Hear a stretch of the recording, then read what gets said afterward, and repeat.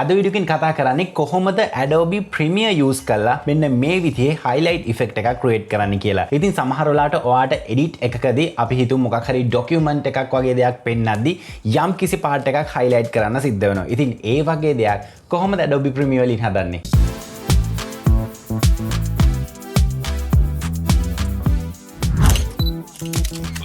watching CREATIVEARTLK. අද අපි video එකට සපෝට් කරන්නේ Heat Pow Photo Enhancer tool එක. ඉතින් මේකෙන් ඔයාලට හැකියාව තියෙනවා ඔයාලා ළඟ තියෙනවා ටිකක් low quality image එකක්. ඔයාට ඕන නම් මේක upscale කරන්න. අපි හිතමු ටිකක් සාමාන්‍ය පරණ පොඩි ෆොටෝ එකක් තියෙනවා. ඔයාට ඕන මේක enlarge කරන්න. ඉතින් ඒ වගේ කාරණාවකදී අපිට අවශ්‍ය වෙන්නේ මේකේ quality එක. ඉතින් ඔයාලට හැකියාව තියෙනවා ඔයාලා ළඟ තියෙන ඕනම image එකක් upscale කරන්න. upscale විතරක් නෙමෙයි ඔයාගේ image එකේ detail quality එක පවා මේකෙන් improve කරගන්න පුළුවන්. පුංචි demonstration එකක් පෙන්වන්න software එකේ මම මේ විදිහට open කරගන්නවා Heat Pow Photo Enhancer application එක. ඊට පස්සේ choose file කියන section එක select කරලා මම මේ විදිහට photo එකක් browse කරනවා. ඔයාලට පේනවා ඇති මේ දින මගේ original photo එක මේක ටිකක් quality එක low quality එකක් අපිට බලා ගන්න පුළුවන් වෙන්නේ. මේ දකුණු අත පැත්තේ තියෙනවා අපිට AI models ඕන එකක් තෝරන්න පුළුවන් අපේ image එකේ හැටියට. මම මෙතන face model කියන එක තෝරනවා. ඊට පස්සේ ඔයාලට සරලවම කරන්න තියෙන්නේ මෙතන preview කියන button එක press කරලා මේකේ preview එකක් ගන්න පුළුවන්. දැන් ඔයාලට පේනවා ඇති before and after result එකක් ඔයාලට කොච්චර clarity එකක් අරන් දෙනවද කියලා මේ AI tool එකෙන්. ඉතින් ඔයාලට හැකියාව තියෙනවා මෙතන තියෙන අනෙකුත් AI models ටිකක් try කරලා බලන්න.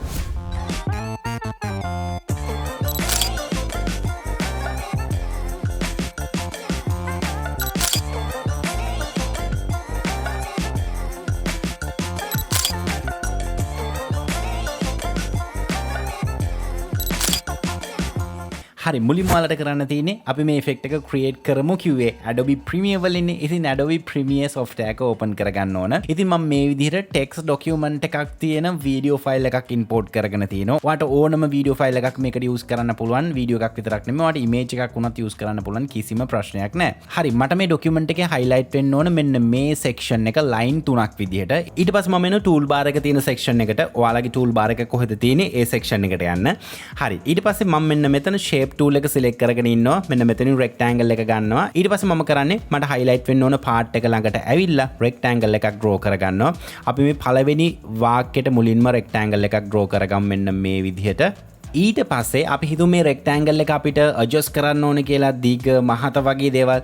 එහෙම වුණොත් ඔයාලට කරන්න තියෙන්නේ නැවතත් move tool එක ගන්න. move tool එක ගන්න ඕන shape tool එකෙන් අයින් වෙලා. ඊට පස්සේ නැවතත් ඔයා ඇඳගත්ත shape එකට එන්න. shape එකට ආවට පස්සේ මෙන්න මේ විදිහට ඔයාලට පළල වෙනස් කරගන්න පුළුවන්. ඒ වගේම දිග වගේ දේවලුත් වෙනස් කරගැනීමේ හැකියාව තියෙනවා. හරි ඊට පස්සේ කොහොමද මේ rectangle එකට අපිට ඕන color එකක් දාගන්නේ? ඒකට ඔයාලට කරන්න තියෙන්නේ නැවතත් එන්න effect control එකට. effect control එකේ මේ විදිහට graphic කියලා tab එකක් බලා ගන්න පුළුවන්.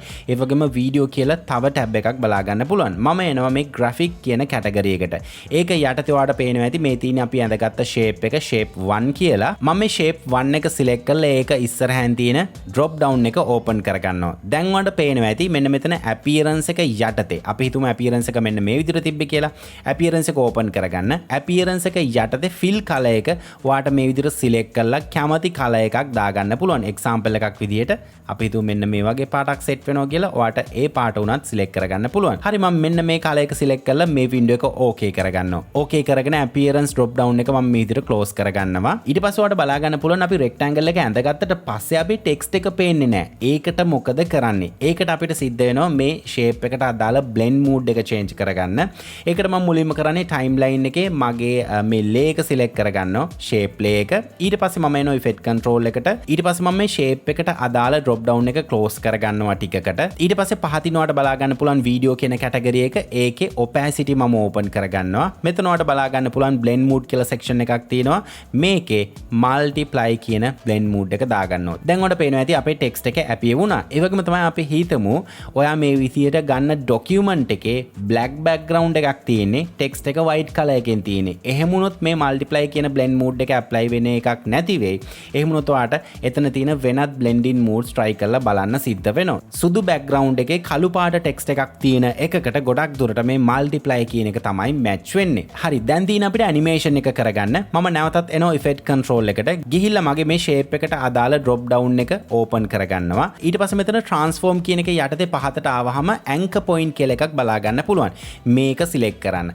සිලෙක්ට් කරලා නැවතත් එන්න වගේ ෂේප් එක ළඟට. ෂේප් එක ළඟට ආවහම ඔයාලට පේනවා ඇති මෙතන සෙන්ට් එකේ ඇන්කර් පොයින්ට් එකක් පෙන්නනවා. මෙන්න මේ ඇන්කර් පොයින්ට් එක ඩ්‍රෑග් කරගෙන ඇවිල්ලා මේ ෂේප් එකේ මුලින් තියන්න මෙන්න මේ විදිහට. හරි ඊට පස්සේ ඔයාලට කරන්න තියෙන්නේ මෙතන ට්‍රාන්ස්ෆෝම් කියන එක යටතම ස්කේල් කියලා එකක් බලා ගන්න පුළුවන්. මේ ස්කේල් එක ඇඩ්ජස්ට් කරන්න ඕනේ. ස්කේල් එක ඇඩ්ජස්ට් කරන්න කලින් මෙන්න මෙතන යුනිෆෝම් ස්කේල් කියන ටික් එක ඕෆ් කරන්න. ඊට පස්සේ ඔයාලට පේනවා ඇති හොරිසොන්ටල් ස්කේල් එක සහ වර්ටිකල් ස්කේල් එක දෙකම අපිට ඇඩ්ජස්ට් කරගන්න පුළුවන්. ඊට පස්සේ මම කරන්නේ නැවතත් ටයිම්ලයින් එකට ඇවිල්ලා මගේ ප්ලේ හෙඩ් එක මේ ෂේප් ලේ එකේ මුලටම ගේනවා. මුලටම ගෙනල්ලා මෙන්න මෙතන හොරිසොන්ටල් ස්කේල් එක ඉස්සරහින් තියෙන ස්ටොප් වොච් එක එකපාරක් ප්‍රෙස් කරන්න. ඊට පස්සේ මම මෙතන key frame පෙන්නන timeline එකේ මෙන්න මේ විදිහට play head එක ටිකක් ඉස්සරහට ගෙනියනවා. ගෙනහිල්ලා මෙන්න මේ icon එක press කරලා මම තව key frame එකක් create කරගන්නවා. ඊට පස්සේ මේ back arrow එක press කරලා මගේ කලින් create කරගත්ත key frame එකට නැවතත් එනවා. මම කරන්නේ ඒ key එකේ value එක 0 දෙනවා.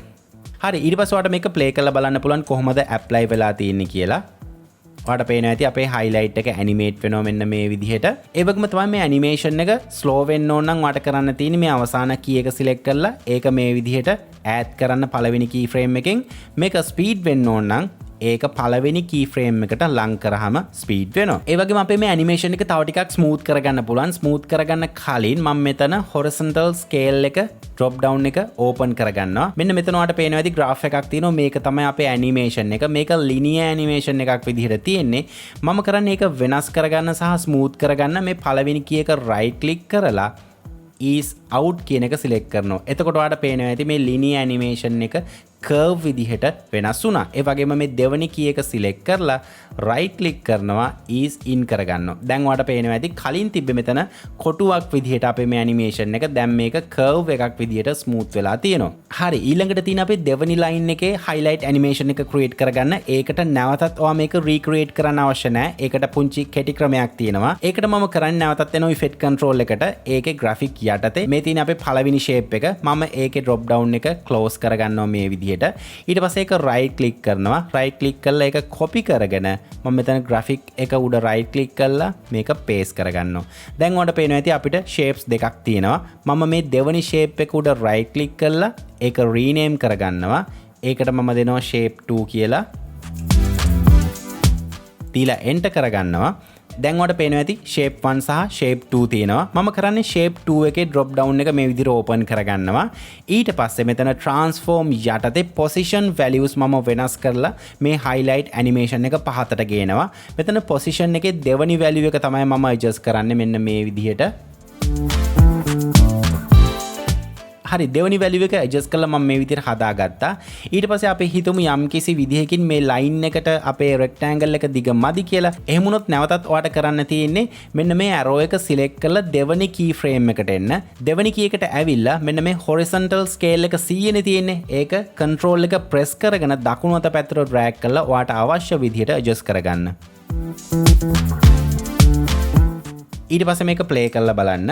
දැන් ඔයාලට පේනවා ඇති highlights දෙකම එකපාර animate වෙන්නේ. අපිට මේක වෙනස් කරගන්න ඕන. මේ තියෙන්නේ අපේ පළවෙනි shape එකේ create කරගත්ත keyframes දෙක. මේ තියෙන්නේ දෙවෙනි shape එකේ keyframes දෙක. මම දෙවෙනි shape එකේ keyframes දෙක highlight කරලා මෙන්න මේ විදිහට හදා ගන්නවා. ඒ කියන්නේ පළවෙනි shape එකේ අවසන් keyframe එක ළඟට මෙන්න මේ විදිහට adjust කරගන්නවා. දැන් බලමු අපි play කරලා.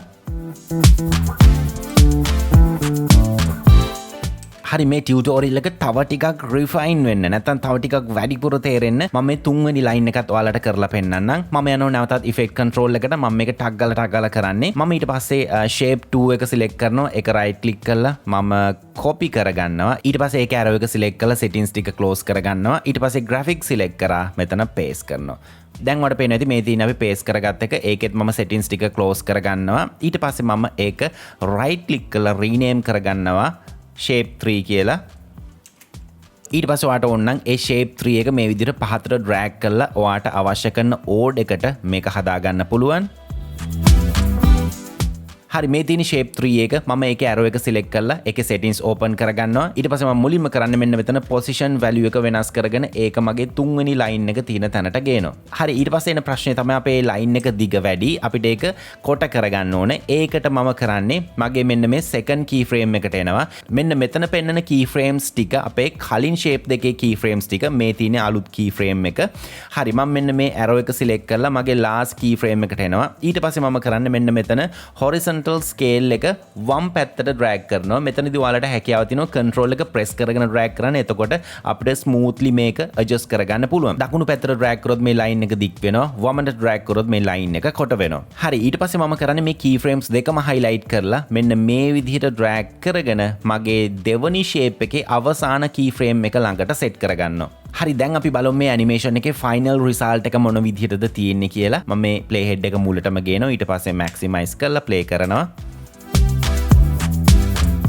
හරි මෙන්න මේ විදිහට හැකියාව තියෙනවා ඔයාලා වීඩියෝ ක්‍රියේෂන් කරද්දී යම් කිසි ડોකියුමන්ට් එකක පාර්ට් එකක් highlight කරලා පෙන්නන්න ඕන නම් මෙන්න මේ ක්‍රමය ඔයාලට use කරන්න පුළුවන්. ඉතින් අනිවාර්යයෙන්ම කමෙන්ට් කරන්න මේ ගැන ඔයා මීට කලින් දැනන් හිටියද සහ ඔයාලා මේ ටියුටෝරියල් එකේ මොනවද අලුතින් ඉගෙන ගත්තේ මේ හැම දෙයක්ම අපි කමෙන්ට් සෙක්ෂන් එකේ කතා කරමු. ඒ වගේම මතක් කරනවා හැමෝටම අපිව subscribe කරේ නැත්නම් මේ දැන්ම subscribe කරලා එකතු වෙන්න. Premiere tutorials විතරක් නෙමෙයි අපි මේ වෙද්දි ගොඩක් topics ගැන tutorials කරලා තිනවා. ඉතින් ආයිත් අලුත් tutorial එකක් එනකන් මම sign out වෙනවා. මම SG Fernandez. ඔයාලා හැම දිනෙකටම සුබ දවසක්. So he's been looking for somebody who could save him instead of searching inside for what they gave him. A strong will, strong mind causes mayhem. We could change the world, change times, rearrange them. Staying on pace, running the race. Life is a chase, I don't want a place, I wanna be first. Work till it hurts, dehydrated thirst till I'm in a hearse.